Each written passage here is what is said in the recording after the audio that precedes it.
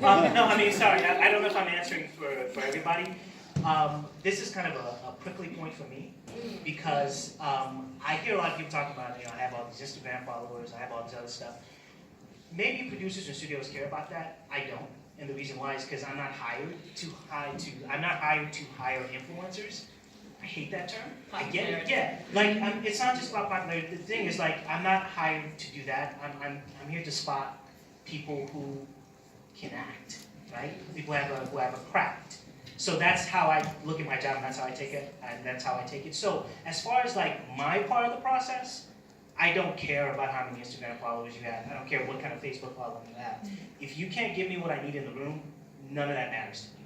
That's actually one of the things yesterday on the Wonder Woman panel, Robin Givens mentioned that someone said, "Oh, you don't know who such and such is? They have so many followers," and she was like, "I don't know what that means."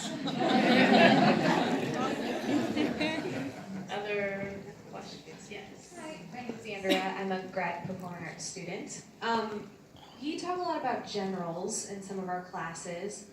How do you guys conduct generals, and what is it that you're looking for when you meet somebody? Like stories? Is it what they've done? Just speak on that a little bit. I'll start out by saying it's different in the classes depending on how your professor likes to present that information. I write before, during, and after. What kind of training did you have? What are you doing currently? What are you working on now, in the future?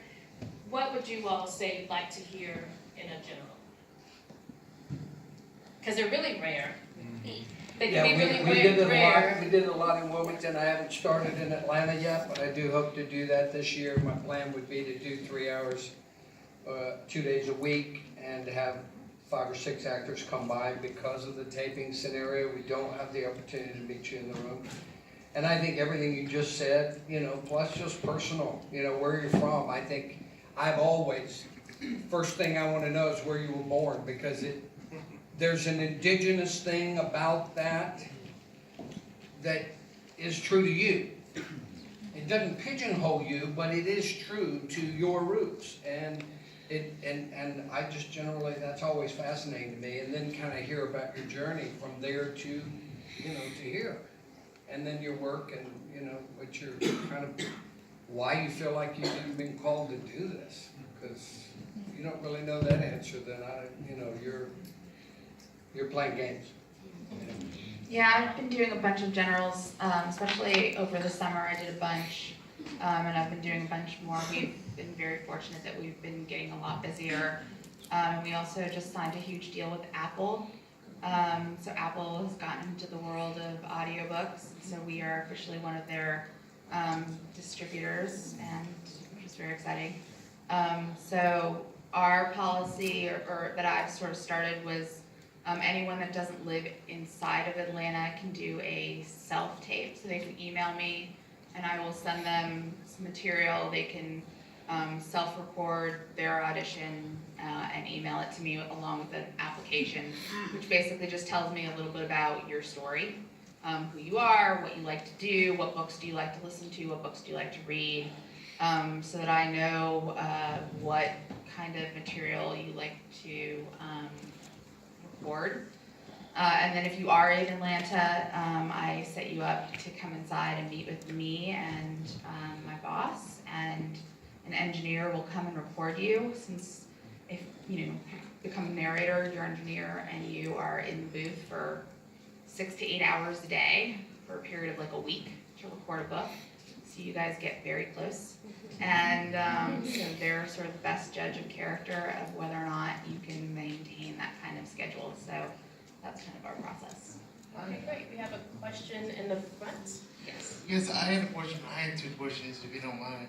I had a question in terms of what do you think about, because you were talking about self-taping earlier, and self-taping I don't like it either because it's kind of nerve-wracking to me, so I would prefer to be in the room, but a lot of my auditions have come out of LA, so I self-tape. But what do you think about meeting in the middle in terms of maybe doing a Skype where, we're not in the room, but but we can have a live conversation or have a live audition.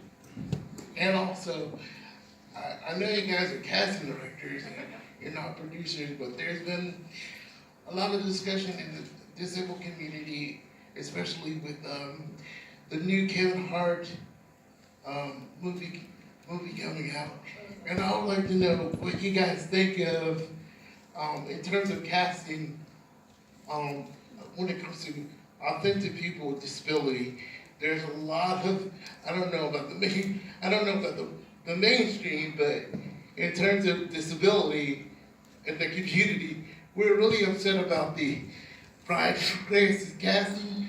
I love Bryan Cranston, so no offense, I think he's one of our fine American actors, but I was really bummed that he, portrayed a character in a wheelchair, in particular because So he AJ, claims why to be an don't we, ally. let's give them an So- opportunity, because your question is long, and I wanna make sure I'm that sorry, we I'm can, long. that's okay, that we can at least answer the first part of your question. Would anyone like to talk about that? I've done a few of those. So the issue with Skype like that is that the technology is actually not good enough yet for it to be a entirely smooth process. And so when directors don't have a choice, and I mean it's like the absolute last resort, they're like, okay, the actor might be good enough, let's try a Skype. Inevitably, there's like a lag, there's this mix-up, So what we end up doing is kind of a weird coaching session, which is like somebody there needs to be taping what's going on, and they need to have a reader, and then, the director tries their best, assuming that the other person's equipment is good too, like you have good lighting, and your internet isn't jittery, you know what I mean? It's just so fraught, is the problem. And so it's not ideal, it does occasionally happen, especially when things are in a pinch. I think there's this new service called Zoom, which is probably the best I've seen so far in terms of doing that sort of, video conferencing or video auditions. But I will tell you, it's not ideal. It's probably the last option you want to take. You gotta see the person in person or get a tape. You don't really want to. No one wants to do the whole video conference. Okay, and we have time for just one more question. I just want to, just a really simple and quick one. The CSA, the Casting Society of America, every quarter, AJ, we get emails from them that they're doing disability casting all across America. We've been involved in that. We continue to do that. So you just need to know the Casting Directors Society is putting forth a genuine effort to involve handicapped talent now and going forward in a lot of different ways. Thank you for coming back to that, Mark. See, that's why I didn't want such a long question. Hi, Okay. I'm Javiera, I'm a performing arts student here at SCAD. My question is, what advice would you give to actors once they are in that room? What advice would you give to make it easier to command the room and to be able to make a presence? I'm gonna do this really quick, because I feel like I'm hogging this. When I'm in the room, every room is different, as Megan says. Every room is different. Every director's different, every approach. There's this feeling and a vibe in that room. I would hope that every casting director goes into the lobby and says hello to every actor that's in the lobby and gives them a sense of what the room is like. Because that is something you don't need to deal with. At least you will know today it's a bit of a cold room. Come in, do your work, not a lot of chit chat. Or this director won't sit down, stands in front of the table, is going to greet you when you come through the door, wants to take your hand and shake your hand and know about you before they ever get into the work.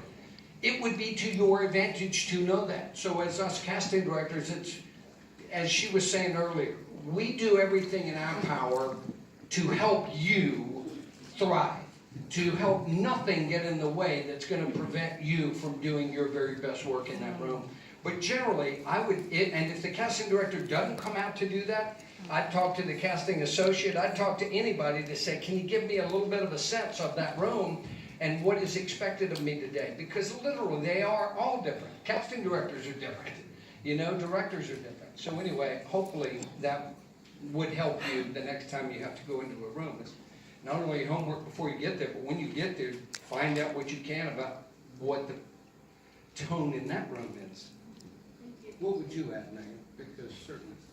Oh, yeah, I mean, especially my office, our waiting area is pretty small. So you'll probably know, because I'll walk out of the room and I'll be like,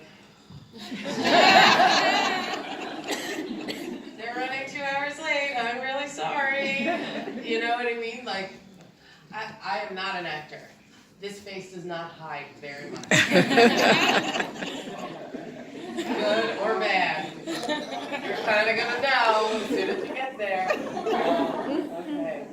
And then she's there smiling. So, you know what I mean? She's like, it's great, everything's fine. I'm like,